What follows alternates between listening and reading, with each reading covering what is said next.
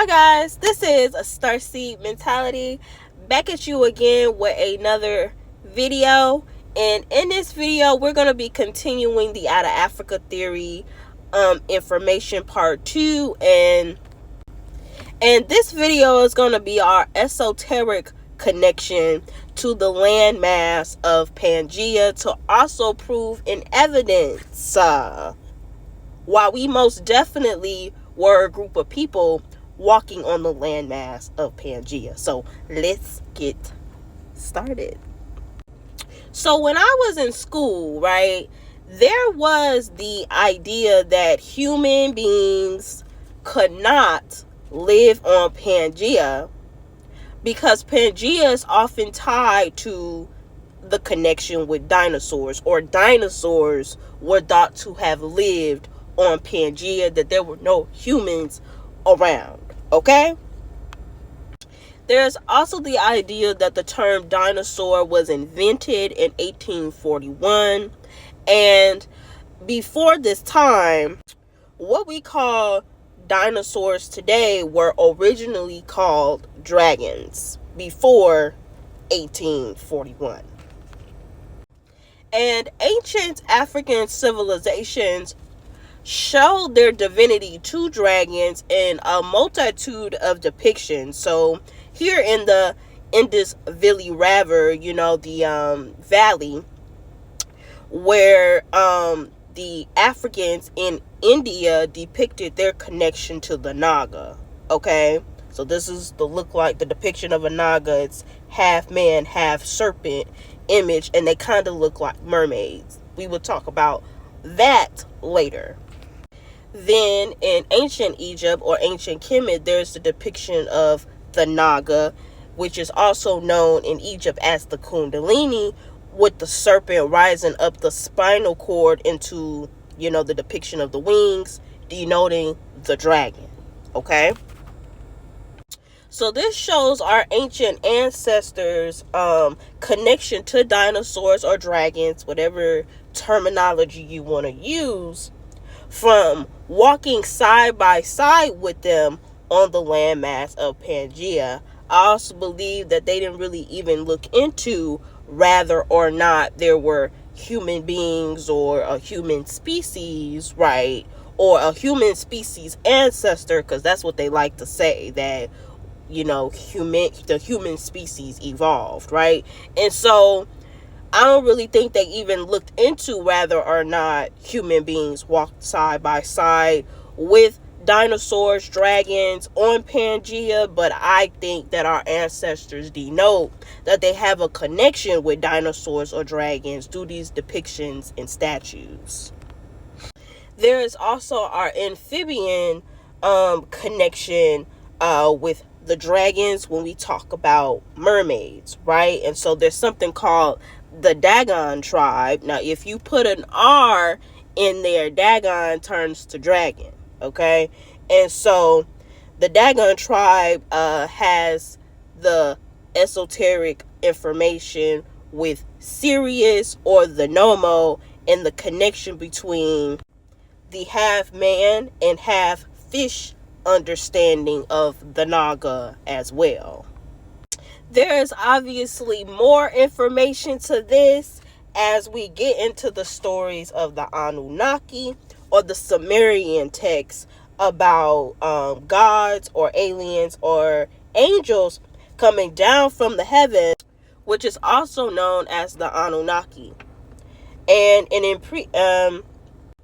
it is theorized that the Anunnaki comes from Sirius and the Draxon constellation.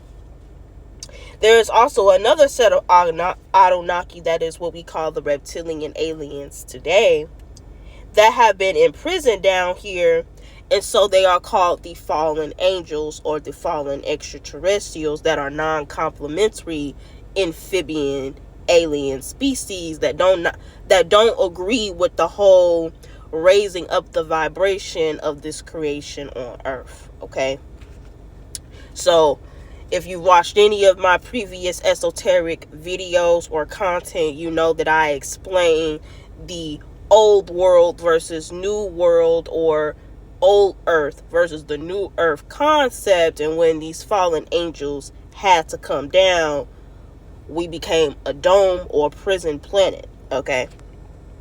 Additionally, in previous videos on my esoteric playlist, I also explained that dragons are primordial energy in the universe, okay, which means that there are angelic dragon forces, and then there are, low vibrational dragon forces, okay? As there is creation in the universe, there must be destruction, okay? And so that's the depiction of the Anunnaki, the man with wings. There is also more to this whole esoteric conversation as we get into the Sumerian text about Tiamat, or the mother of dragons, which correlates to the Game of Thrones or the House of the Dragon storyline of Khaleesi, or Daenerys, as the mother of dragons, and how her story lines up with Tiamat. Even the ending of the story about how the masculine energies had to kill her off because she kind of went, crazy, right? Since Tiamat is a feminine force that again rules over chaos and destruction, like the story of Daenerys or Khaleesi. But again, to reiterate, this is a video that is, the esoteric evidence, okay, behind the video on how African people walk side by side with dinosaurs on the landmass of Pangea. And again, how we have had a divinity to dragons for eons, okay? It even goes back into our ET connection and our origins on the planet from other more advanced human races of people, such as the Anunnaki, okay, or Sirius, or the Nomo, whoever you want to call it, people coming down, or more advanced civilizations coming from somewhere else, having a responsibility of our creation on Earth, okay? And with that being said, if you like this video, please like, share, and subscribe to the video to stay updated on my content. But before I conclude this video, the ancestors and my intuition is, badgering me about having to reiterate from a previous video that I did, where I talked about how reptiles have a connection with the mitochondrial DNA. Let me pull up that picture. And how this Eve gene allows reptiles to shapeshift. So don't get so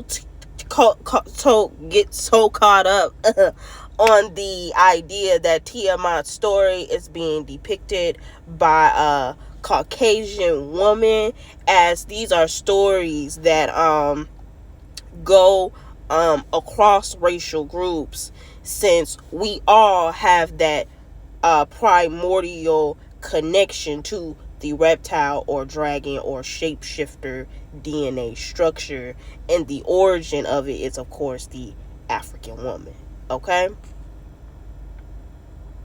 But with that being said, again, please like, share, and subscribe to the video if you like this content. And with that being said, I love y'all. Pt.2. Peace.